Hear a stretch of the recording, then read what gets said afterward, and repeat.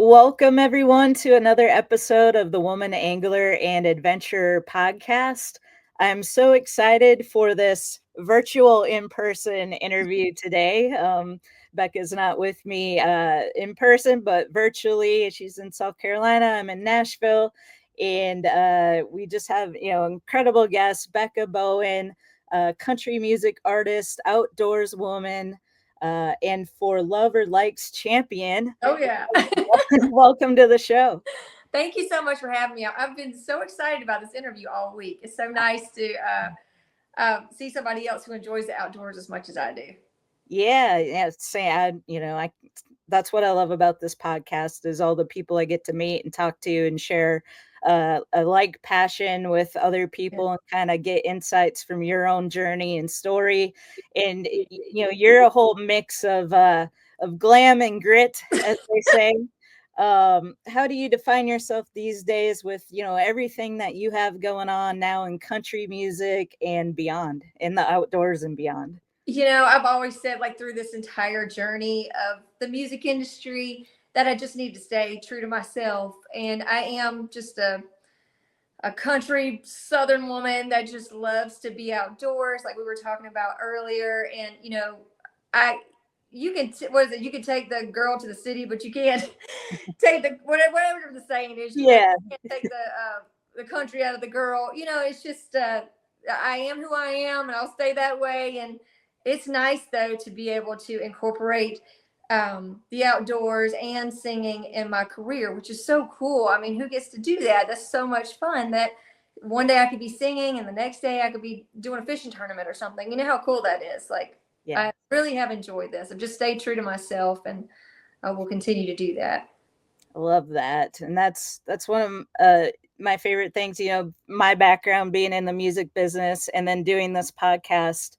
I have come across a few others, not a lot, but there's a few other ladies out there that are just really passionate about fishing and hunting and outdoors stuff. Yes. But The also, girl, that's it, where I find my peace. Like, I have to have that. Like, I just go out there and when I'm hunting or fishing, like, I'm out there with God, I'm reflecting on my week and things that I could change about myself and just praying. Like, that is where I just spend my time, reflecting. It truly is. I love it. yeah, and you need that outlet. Everybody needs some kind of outlet, especially in your line of work. It's not easy.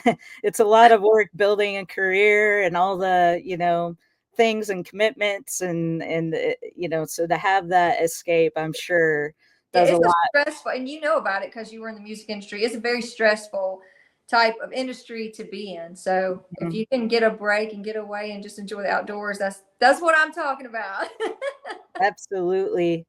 Well, let's talk about your background a little bit. Let's start off with the whole reality TV Oh roots. gosh, okay. For Lover Likes, as I mentioned earlier, what was that experience like, and how did it kind of shape where you're at today? That show really tested me. I'm not gonna lie, it really did. Because we had, like, the whole show was about multiple women who go on this show to prove that they're not just faking this on Instagram or on socials, that this is their lifestyle, this is what they do, and that they love it. So man, they gave us so many challenges, and I was always the reason I won that show. I'll tell you, I am such a driven and determined person. I did everything kind of like off the grid, because my brother and I, we hunt so much together and he has taught me everything I know.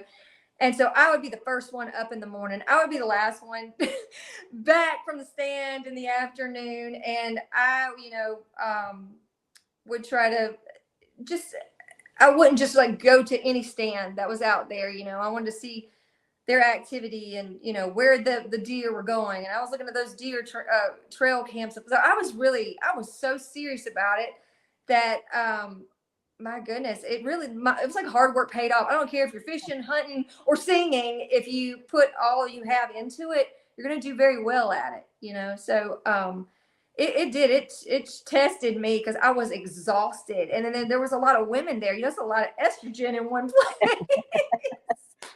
if you can imagine. But thankfully, goodness, everybody was so sweet and nice that it turned out great. I think we're just all so exhausted. Well, there's not a lot of people out there that, I call them the one percenters, like the people that are really willing to, put in all the effort that it takes and to be that driven. So kudos to you Well, for thank you. Like if doing I that. want something, I'm gonna get it. I went there and I'm Yep. like, I'm gonna win this show. I'm telling y'all, I'm gonna win it, and I did. I was Well, like, hell or high water, I'm winning this show. congratulations. Thank So you. you mentioned your brother just real quick. Is Oh gosh. he an older brother or Yeah, I'm the okay? baby. He's the older brother, and when I say that man taught me everything. My grandpa. I started fishing with my grandpa. So, and believe it or not, we would go out and just fish at our pond with a cane pole. That's all we fished was the cane pole and worms. Like that was it. And we caught some big fish like that. And then once my brother saw that I love fishing and everything, and he started really teaching me about fishing. And then of course, I feel like it's his goal in life to make sure I'm taken care of. I know what I'm doing, like I'm protected, because he's always so worried about something happened to me in the woods or on the water. So he's always usually around. And like I said, he's taught me everything I know. So I think some guys sometimes are a little shocked at what I do know, but I'm like, yeah, my brother is my brother. He taught me everything. well, yeah, it's so important, especially as a female trying to learn, it's a male dominated space. It is. And you And have to have a mentor. Like yeah, I had to have a mentor. I couldn't just go out there and know what to do. Like, so I was very thankful that my brother kind of took on his baby sister and was like, okay, all right, listen, let me go teach you what I know. Let's go. And he wasn't always easy with me. I will say that. He would, he put me in some situations to teach me lessons for myself. And a lot of those lessons in the woods became life lessons. So thankful for that. very cool. Well, it's cool to know that you're the real deal, as you proved on that show. And Oh, thank there are a lot of people out there, unfortunately, who maybe not so much. So, and that's who we like to feature on the show, is the ones that are the real role models, thank you. really getting out there and going after it. And do you feel like that show maybe helped you gain some Oh, respect? absolutely. I will say what you were talking about, being a woman in a male dominated industry, like hunting or fishing industry, like I was looked upon, like I think they judged the book by the cover before they got to know me. And so I had a lot of people saying, oh, she's fake. She doesn't really do this. She's just posing with a deer or a fish.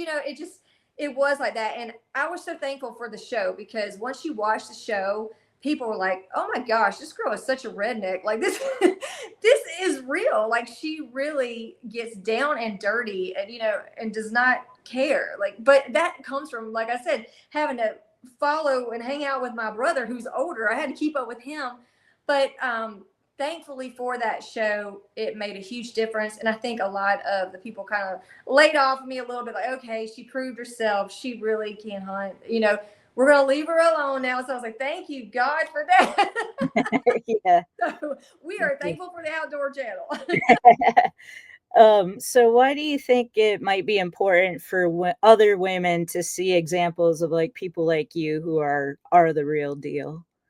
I think that when women start hunting or fishing, just like I said, it's a very intimidating thing.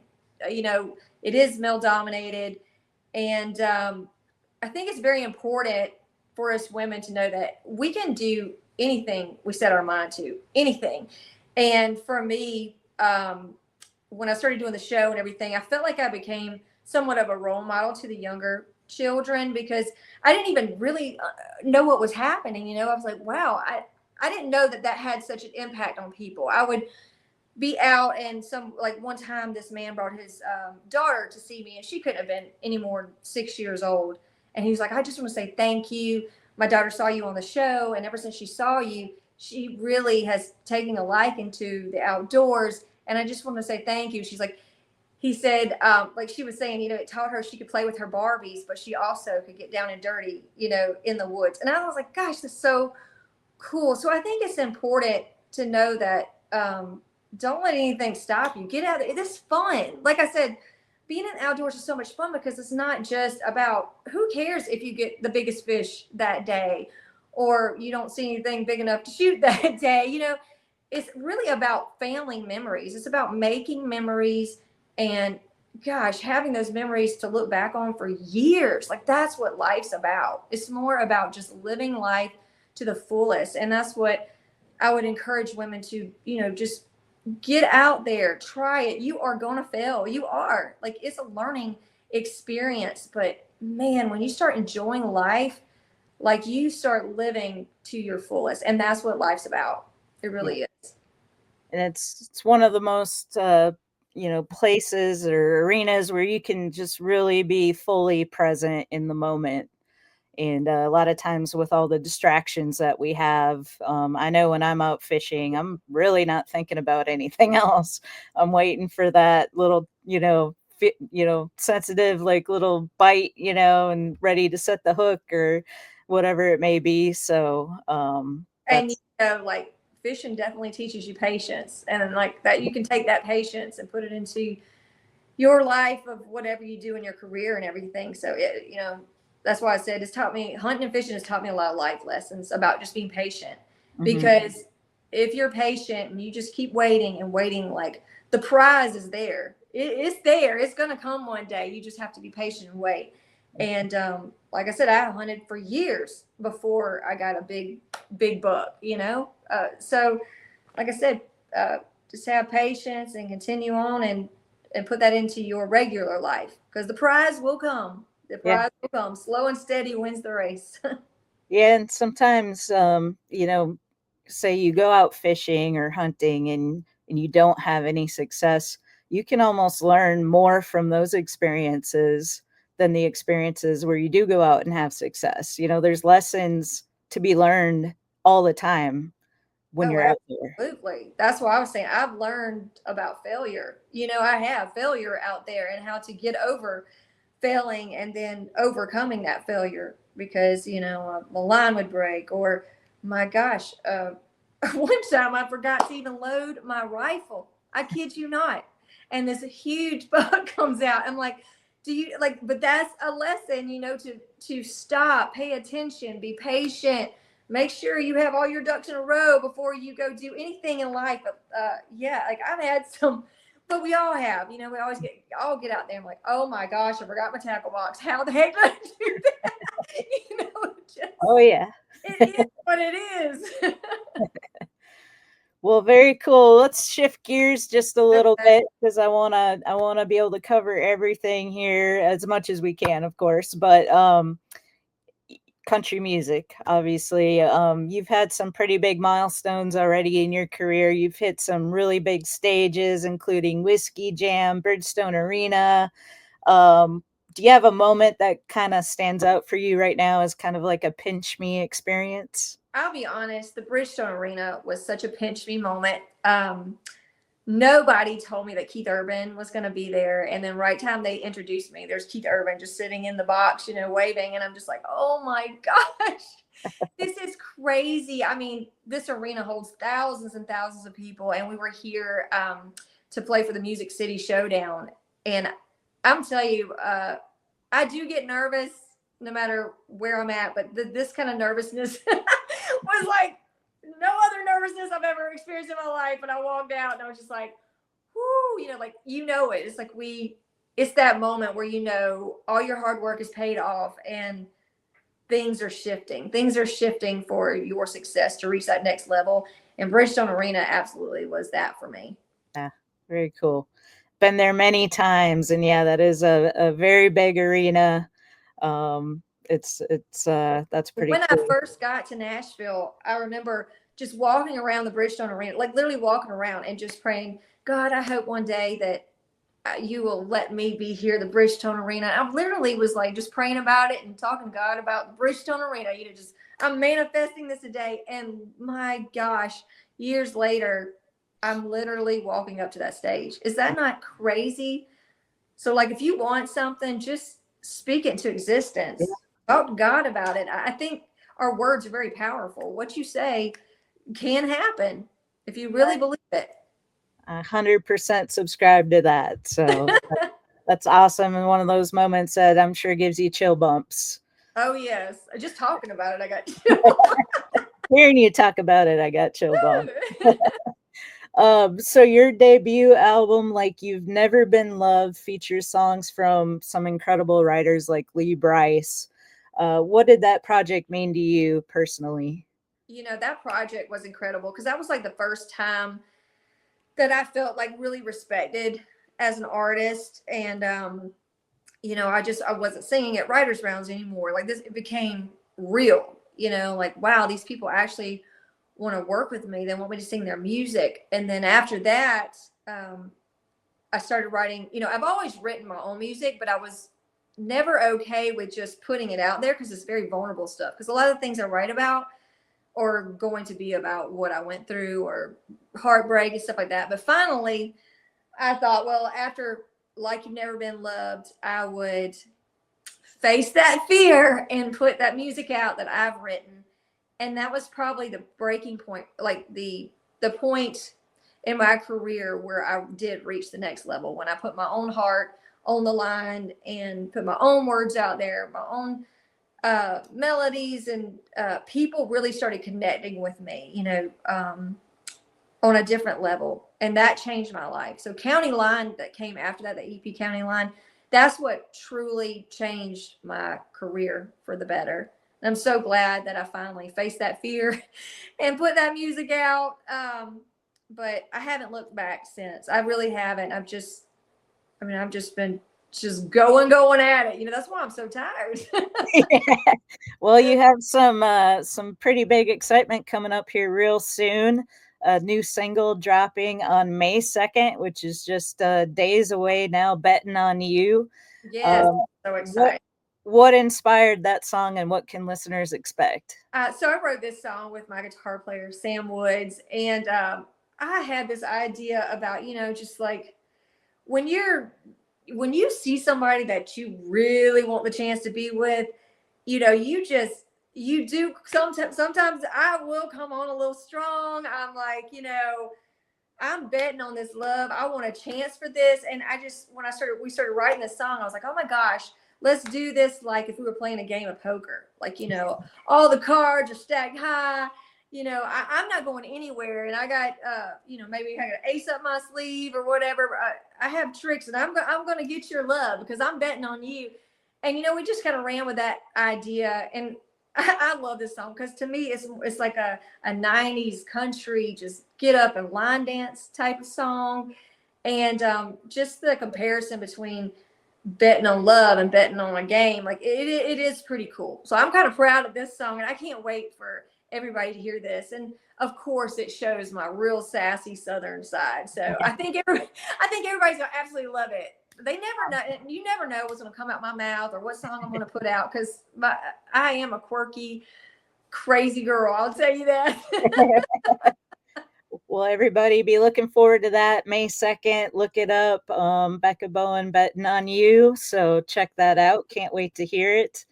You've also got some pretty exciting things coming up here. The Nashville Universe Writers Round at the Greenlight, May 13th. Yes, and Um, that will be at the CMA Fest too, so that will be huge um, down there at in Nashville. It's like the biggest week for country music artists, the biggest week. So if you're there at CMA Fest, I will be there as well, signing autographs and talking to people, and it's a great time to come down there and just if you ever want a chance to like really get to know the artists that you listen to on the radio that you love, this is the week to do that. You literally get to talk to them, take pictures, and get to know them. It's really cool week. So I'm excited about the CMA Fest. And then I have been in the studio just working my butt off. I'll say that.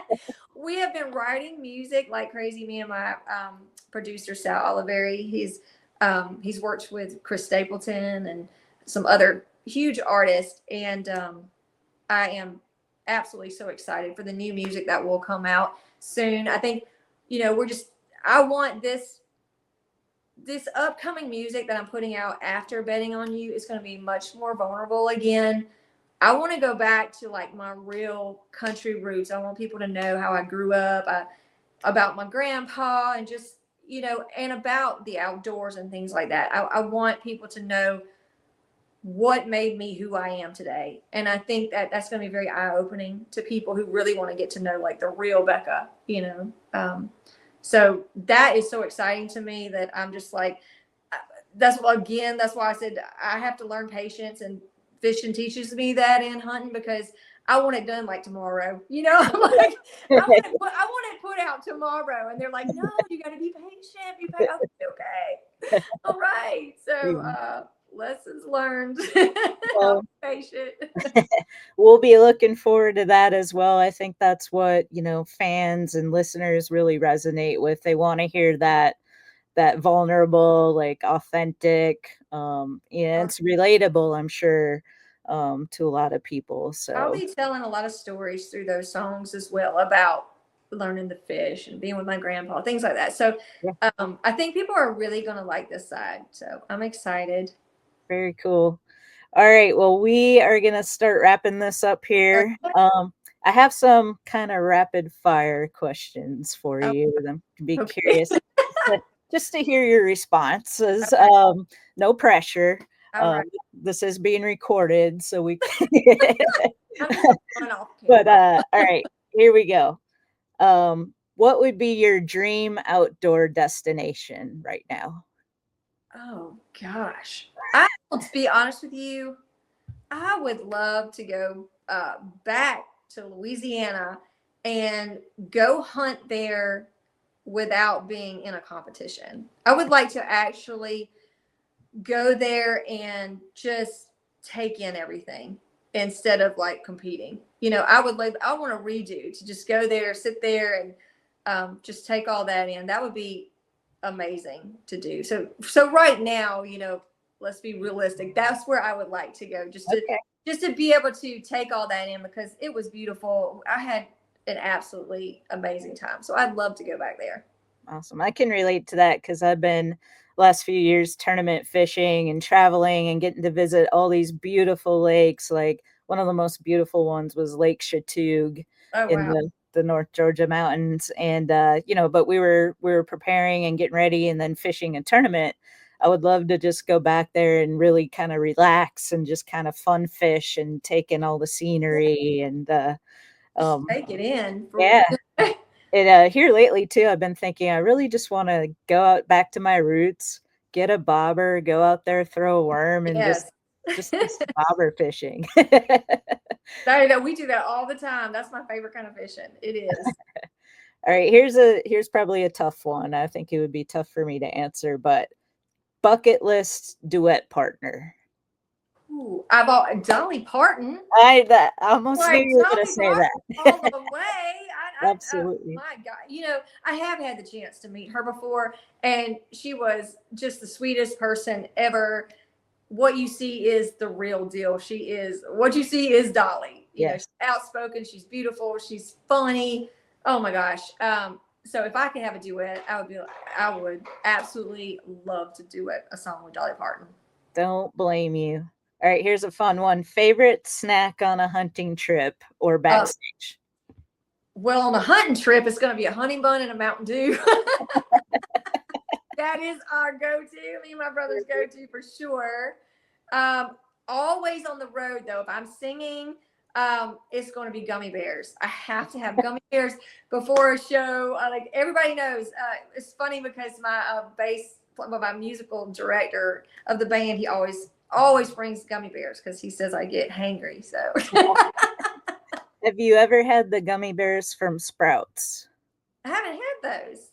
I hear they are the best. I'm not a big gummy bear fan Okay. myself, but the people that I know that like gummy bears, they're like Sprouts has the very Really? best. Well, I'm So, gonna try it then. I'm gonna yeah, have to try that. I'm just getting the cheap ones from the gas station.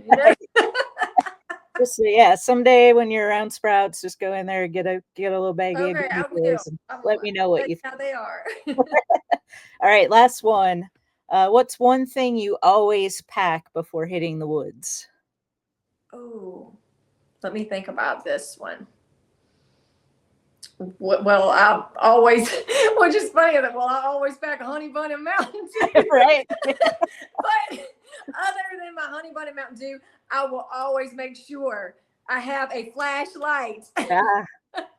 Because you do not want to get stuck in the woods once that sun goes down without a flashlight. And my gosh, I have done that, and I have got lost in the woods. And let's just say I've definitely learned my lesson. And thank God my brother was down at the other stand. But I will always have a flashlight and always check and make sure there's batteries in that flashlight that is not dead. Yes. Very good advice. Yeah. Well, Becca, you're such an inspiration for women who want to chase their dreams and stay true to who they are. So thank you for spending some time with us. Where can people follow along with your journey and support your music and your outdoor adventures? Well, thank you so much again for having me on the show. Like I said, I was so excited about this. But if anybody's listening and they want to go follow me, of course, I have my website is beccabowenmusic.com. And, I'm on Instagram, Becca_Bowen_, Facebook, Becca Bowen Music. You Google me, you're going to find me, and you will. There are definitely videos out there from the show for Love or Lights, the Outdoor Channel. They still run those on the Outdoor Channel as well, so you can catch a peek of me there. But if you just Google me, you're going to find all that hunting stuff and fishing things that you'll love to see. And bands in town, if you follow that, you can follow my tour schedule. So very cool. All right. Well, thank you so much for joining me today. I know our listeners are going to really enjoy this and hearing your story. So thank you so much. Thank you so much.